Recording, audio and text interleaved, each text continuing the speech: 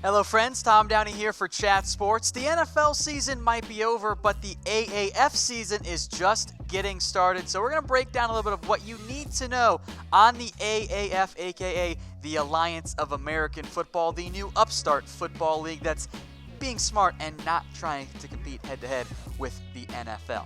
Now we'll start with the teams here, break them down a little bit more in depth, go through some players, and of course the schedule as well. In total, there are 8 AAF teams: the Arizona Hotshots, the Atlanta Legends, the Birmingham Iron, the Memphis Express, the Orlando Apollos, the Salt Lake Stallions, the San Antonio Commanders, and the San Diego Fleet. Those 8 teams are going to play a 10-week schedule, plus, of course, playoffs and championships. So with half the first week already underway and completed, have or will you watch the AAF this year? Type 1 for yes, type 0 for no, because you're not going to watch a single snap. I'm betting, and let me know if I'm wrong here, that at least some of you will at least try it out. Looks like a fun start there for the AAF.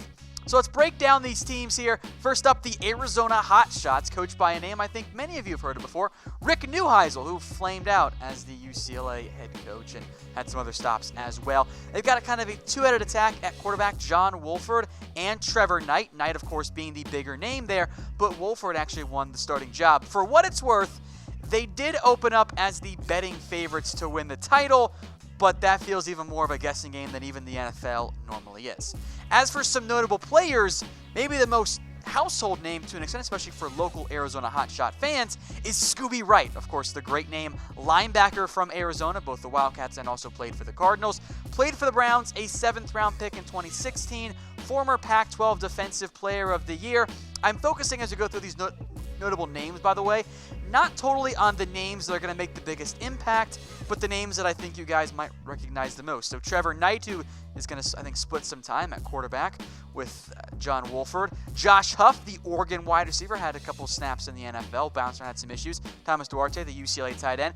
Trenton Thompson, a former 5-star recruit who was picked up by the Browns briefly this year. And then Sterling Moore, a longtime cornerback who's bounced around the NFL. And oh, by the way, their kicker is Nick Folk. Believe it or not, there are actually quite a few notable kickers in the AAF league.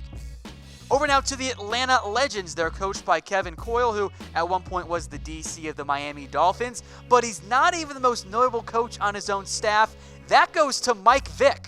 That's right, Mike Vick is the OC. Call me crazy, I'd actually rather see Mike Vick playing. That sounds a lot more fun to me.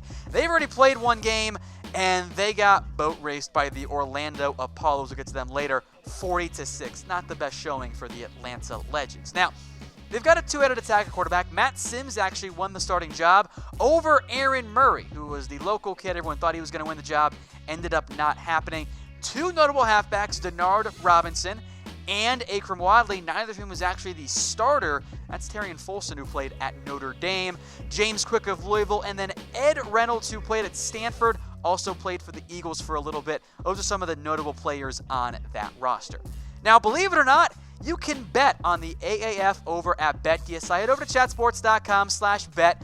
Use promo code LIVE120 for a 120% deposit bonus. I just put a 2-team parlay down. Pick the favorites in both because, well, it's not like anyone is super familiar with all of these depth charts. Went with the favorites there. Chatsports.com/bet. Promo code LIVE120 gets you a 120% deposit bonus. And if you guys use Bitcoin, that bonus becomes a 150% deposit bonus. So put down 100, you get 150 instead of 120. It's the best deal out there. If you need help, we'll take care of you. DM us on Twitter at ChatSports. More AAF teams and some players here. How about the Birmingham Iron? They're coached by Tim Lewis, and Luis Perez actually beat out Alabama quarterback, or former Bama quarterback, Blake Sims. They have the biggest name in the AAF by a considerable margin, I would imagine. That is former number 3 overall pick, Trent Richardson. He gets another shot, a little bit more local there.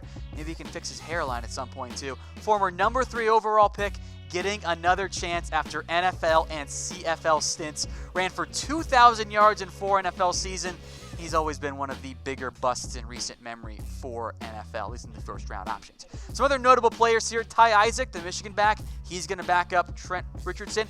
Quentin Patton, a name I think many of you might have heard of. I know you got some 49ers fans that watch. He's on this roster. Devin Taylor, who hung around with South Carolina in college and Detroit in the NFL. And then Max Redfield, who was a 5-star recruit, went to Notre Dame and got kicked out, went to Indiana, PA. Didn't last very long there either. He is a notable name, because I think maybe you guys have heard of him, but I don't think he's actually going to make that big of an impact. So back to Trent. Will he ever get another shot in the NFL? Type A for yes, type B for no. And then DM me on Twitter at WhatGoingDowney for what I think. I thought he was going to be really good coming out of Alabama. And like everyone else, we were all very, very wrong on Trent. Let's get to the Memphis Express now. Another name I think you guys will know as the coaches. Mike Singletary, he's the head coach there. And then another big name at quarterback. Christian Hackenberg, the former bust, gets a chance with Memphis. And then another name you guys might know, Zach Mettenberger is actually the backup. Zach Stacy, remember him from his Rams day, and then demanded a trade once they drafted Todd Gurley and flamed out with the Jets. And also Terrence McGee, who played at Louisville. At LSU, excuse me. Those are the notable names at halfback. But for Hackenberg, the former second-round pick never took an NFL regular season snap, gets a chance to prove he is worth another shot. There was immense hype after his first year at Penn State, and it all kind of faded away after that.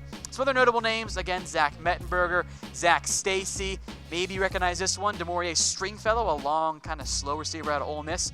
Maybe you guys remember Sam Montgomery, who was a highly touted edge rusher out of LSU, ran into all kinds of trouble, went to the Bengals, did not last very long, and then Channing Stribling as well out of Michigan. You might see quite a few guys who had some off-the-field issues in the past that are trying to jumpstart their football career once again. Now, if you guys have an AAF team, let me know in the comment section. Who are you guys cheering for? I've seen plenty on Twitter of people taking sides there. Let me know in the comment section who you guys are cheering for. Given the lack of strict ties, feel free to shuffle teams consistently because that's more fun. One team that should be fun to watch is the Orlando Apollos, coached by the old ball coach himself, Steve Spurrier. Plenty, by the way, of former Florida, Miami, and FSU players. I think Orlando's at a distinct advantage here because for the most part, these rosters are based on a local side of things. They're taking guys who are from the area or played professionally for the area, played at college in the area. And Orlando, they destroyed Atlanta 40-6 in week 1. One of their notable players here is Jalin Marshall, and you guys might recognize that name. 5-star recruit at Ohio State, was an NFL undrafted free agent, played for the Jets for a little bit but had injuries and then a PED suspension and flamed out kind of quickly. And then another name you guys might know is Will Hill, the safety from Orlando. Again, a 5-star recruit from Florida, NFL undrafted free agent, all kinds of issues off the field, multiple suspensions. When he was on the field, he actually made a decent impact for both the Ravens and the Giants. Some other names you guys could point out here. Garrett Gilbert played at Texas. Akeem Hunt, Azim Victor, Marquez White, and Ladarius Gunter. By the way, flip those logos on Azim and Gunter. That's my mistake, but Marquez White also played for the Dallas Cowboys. So those are 5 names to watch out for there. A lot of former Florida players on that roster. Next up, Salt Lake Stallions, and a little bit further away than I think most of these AAF teams. Coached by Dennis Erickson. Again, a lot of old greats, or old, maybe not greats, but old names people remember for these teams. Josh Woodrum, who played for the Ravens briefly, is the starting quarterback. Several former NFL players actually on this roster. Curious to see how Salt Lake fares. Their logo's, I think, fairly interesting. In terms of former NFL players, maybe you guys remember Kenny Bell, who was mostly famous for playing for the Nebraska Cornhuskers. We mentioned Josh Woodrum. Matt Asiata, also there at halfback, alongside a couple different players that could make an impact there, like Brandon Oliver, who played for the Chargers. Silver Salaga, who played with the Patriots and the Titans, or the Pucks, at DT. And then 2013 third-round pick Will Davis from the Miami Dolphins, also on that roster. So as we go through kind of the general overview here for the AAF, do you guys want more AAF coverage on this channel? Type Y for yes, type N for no. Let us know what you guys think. If you don't care at all, hey, we totally understand as well. Next up, the San Antonio Commanders. They took down the San Diego Fleet in week 1. They're coached by, trigger warning Nebraska fans, Mike Riley. He's a big factor there. Dustin Vaughn is the starting quarterback for the San Antonio Commanders. So as for San Antonio themselves here, they've also got Logan Woodside at quarterback. They've got a couple different halfbacks who provide some depth. David Cobb, Kenneth Farrow, Aaron Green, Trey Williams. One notable name, Greg Ward Jr., he is at wide receiver, put up big numbers at Houston as a quarterback, but moved to wide receiver for the NFL, went undrafted, still trying to stick around, trying to prove he can make it as a wide receiver after briefly playing for the Philadelphia Eagles.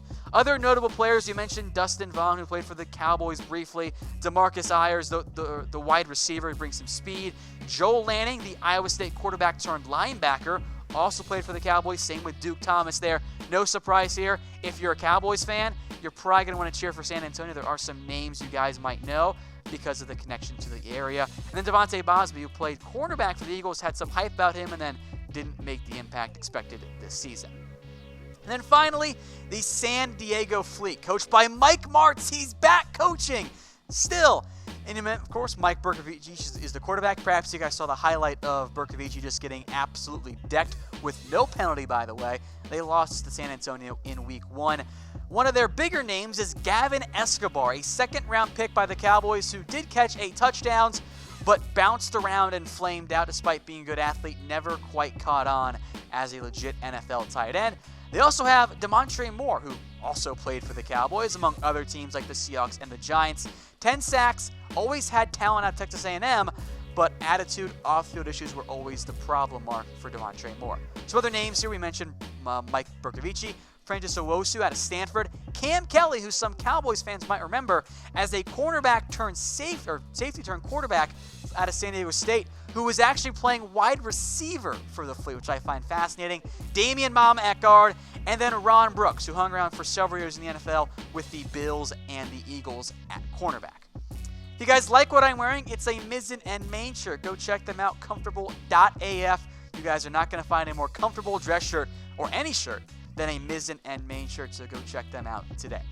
All right, as we wrap up here, we'll kind of whip through the AAF. I promise you I'm going to call it AFL at least half a dozen times at some point. For their Week 1 schedule, Birmingham, Memphis, Arizona, Salt Lake. Those 2 games still to play this week. Birmingham, Salt Lake in Week 2, Memphis, Arizona, San Antonio, Orlando, San Diego, Atlanta. We'll kind of fly through these here for you guys because it's just reading stuff off. Salt Lake, Arizona, Orlando, Memphis, Atlanta, Birmingham. We'll kind of just scroll through this. Overall, 10 weeks in total for the AAF, as they'll all play each other twice there, or not quite twice, but they'll play divisionals multiple times there. Should be some fun games. The AAF has proven they don't mind having big hits not be flagged, i.e. the one by Mike Bercovici. And then after the Week 10 schedule, once that wraps up later in April, they will figure out their plans for the playoffs. That actually has not quite been announced yet. So one last question for you. What's your favorite AAF team nickname? For me, I lean towards the Orlando Apollos because I love their logo. I think it's really cool. I also like the San Antonio Commanders. Beyond that, I don't love any of the other nicknames. Legends is kind of boring to me. I don't really get the Hotshots. That's all very curious to me. But let me know what you guys think in the comment section.